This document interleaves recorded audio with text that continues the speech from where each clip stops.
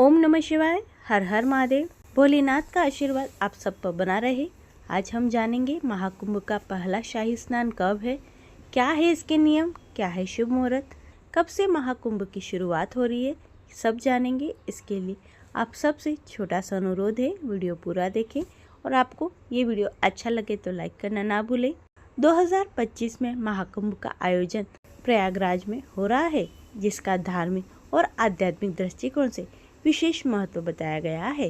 प्रयागराज को इसलिए भी विशेष माना जाता है क्योंकि यहाँ पर गंगा, यमुना और अदृश्य सरस्वती नदियों का संगम होता है, जिसे त्रिवेणी संगम कहा जाता है। महाकुंभ भारतीय संस्कृति और आस्था का सबसे बड़ा धार्मिक आयोजन माना जाता है।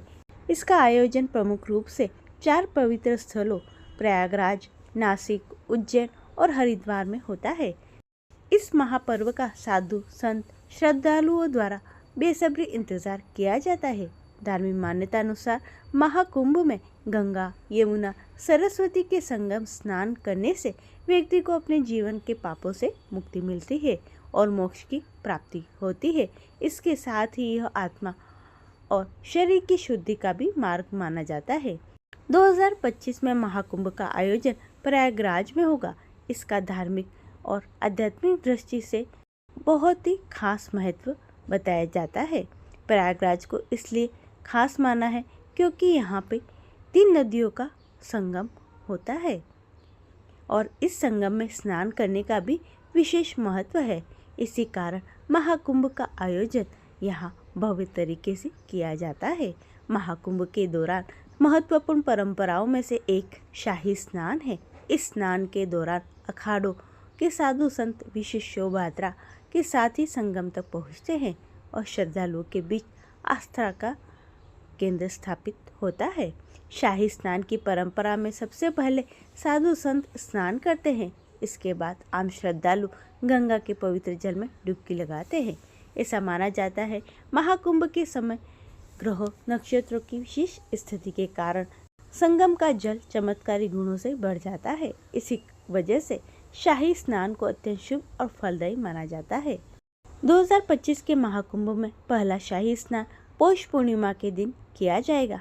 पंचांग के अनुसार पौष पूर्णिमा 13 जनवरी सुबह 5:03 से शुरू होकर 14 जनवरी रात 3:56 तक रहेगी। इस दौरान स्नान के शुभ मुहूर्त ब्रह्म मुहूर्त सुबह 5:27 से लेकर 6:21 तक, विजय मुहूर्त दोपहर 2:15 से लेकर 2:57 तक, गोधूली मुहूर्त 5:42 से लेकर 6:09 तक, निशिता मुहूर्त 12:03 से लेकर 12:57 तक रहेगा।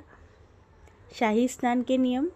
शाही स्नान के दौरान श्रद्धालु को कुछ विशेष नियमों का पालन करना अनिवार्य होता है। स्नान के समय साबुन या शैम्पू का उपयोग ना करें, इससे पवित्र जल को अशुद्ध करना माना जाता है। स्नान के बाद श्रद्धालु अपनी श्रद्धा के अनुसार गरीबों को दान करें। अन्न, वस्त्र या अन्य आवश्यक वस्तुओं का दान कर सकते हैं और दीपदान का विशेष महत्व होता है। इस दिन आप दीपदान जरूर करें, इससे आपको पुण्य फलों की प्राप्ति होगी। महाकुंभ धार्मिक महत्व रखता है, इसलिए भारतीय संस्कृति, परंपरा, आध्यात्मिकता का संगम भी है। इस आयोजन में सब श्रद्धालु आते हैं और वहाँ पर जहाँ आस्था, भक्ति, सेवा के इस महापर्व में सहभागी बनते हैं। महाकुंभ 2025 में स्नान के लिए 10 प्रमुख तिथियां हैं। पहली पौष शुक्ल एकादशी 10 जनवरी 2025 महाकुंभ प्रथम स्नान तिथि। पौष पूर्णिमा 13 जनवरी 2025 महाकुंभ की द्वितीय स्नान तिथि। माघ कृष्ण एकादशी 25 जनवरी महाकुंभ की चतुर्थ स्नान तिथि। माघ कृष्ण त्रयोदशी 27 जनवरी 2025 महाकुंभ पंचम स्नान तिथि। माघ शुक्ल सप्तमी 4 फरवरी 2025 महाकुंभ अष्टम स्नान तिथि। माघ शुक्ल अष्टमी भीमाष्टमी 5 फरवरी 2025 महाकुंभ नवम स्नान तिथि। माघ शुक्ल एकादशी जया एकादशी 8 फरवरी 2025 महाकुंभ दशम स्नान तिथि। माघ शुक्ल त्रयोदशी 10 फरवरी 2025 महाकुंभ एकादश स्नान तिथि। माघ पूर्णिमा 12 फरवरी 2025 महाकुंभ द्वादश स्नान तिथि। फाल्गुन कृष्ण एकादशी 24 फरवरी 2025 महाकुंभ त्रयोदश स्नान तिथि। महाशिवरात्रि 26 फरवरी 2025 महाकुंभ चतुर्दशी स्नान पर्व और शाही स्नान की प्रमुख तिथियां 14 जनवरी को पहला शाही स्नान किया जाएगा। दूसरा माघ मौनी अमावस्या 29 जनवरी 2025 को द्वितीय शाही स्नान किया जाएगा। माघ शुक्ल पंचमी बसंत पंचमी 2 फरवरी को तीसरा शाही स्नान किया जाएगा। महाकुंभ में सबसे पहले नागा साधु स्नान करते हैं। माना जाता है कि महाकुंभ में स्नान करने के बाद व्यक्ति के सब पाप धुल जाते हैं और उसे ईश्वर की विशेष कृपा प्राप्त होती है। महाकुंभ मेले में जितने श्रद्धालु एक दिन में शामिल होते हैं उतने किसी भी धार्मिक आयोजन में नहीं होते। महाकुंभ के स्थान का चयन सूर्य, गुरु और चंद्रमा की स्थितियों को देखकर किया जाता है। अब भी महाकुंभ में जा रहे हैं तो कुछ विशेष चीजें घर पर जरूर लेके आए। इससे आपके धन धान्य में वृद्धि होगी और इससे आपके पाप दूर हो जाएंगे और आपको कई गुना पुण्य फलों की प्राप्ति होगी। पहला, मिट्टी। प्रयागराज में 3 नदियों का संगम है, गंगा, यमुना, सरस्वती, इसलिए इसे त्रिवेणी संगम भी कहा जाता है। संगम किनारे लगने वाला महाकुंभ मेला भी अत्यंत महत्व रखता है। तो आप मेले में जाए तो यहाँ से संगम की मिट्टी घर लेकर जरूर आए। यह मिट्टी बहुत ही पवित्र होती है। संगम मिट्टी पूजा स्थल या मुख्य द्वार पर रखने से घर में सकारात्मक ऊर्जा का संचार होता है। दूसरा, महाकुंभ मेले में शिवलिंग को घर पर जरूर लाए। यह अत्यंत शुभ और फलदायी माना गया है। इसके अलावा आप पारस पत्थर भी ला सकते हैं। इसे पूजा स्थान पर रखें। इससे घर में सुख, शांति, समृद्धि और खुशहाली आएगी। तीसरा, गंगा जल। महाकुंभ में जा रहे हैं तो गंगा जल लाना ना भूलें।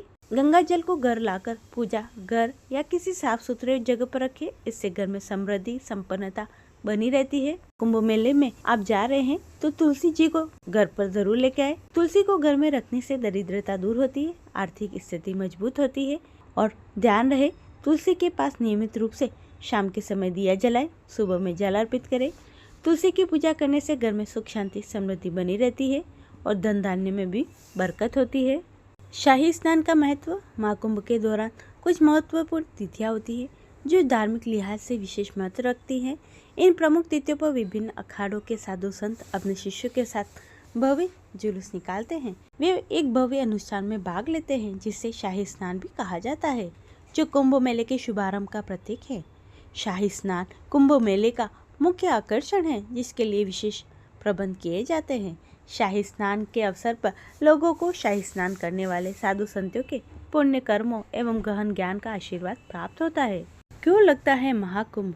महाकुंभ की पौराणिक कथा के अनुसार समुद्र मंथन के दौरान जो रत्न निकले थे वो सब आपस में बांटने का फैसला हुआ था। तभी रत्नों में राक्षसों और देवताओं ने आपसी सहमति से बांट लिए थे, लेकिन इसी दौरान निकले अमृत के कारण दोनों पक्ष में युद्ध हुआ।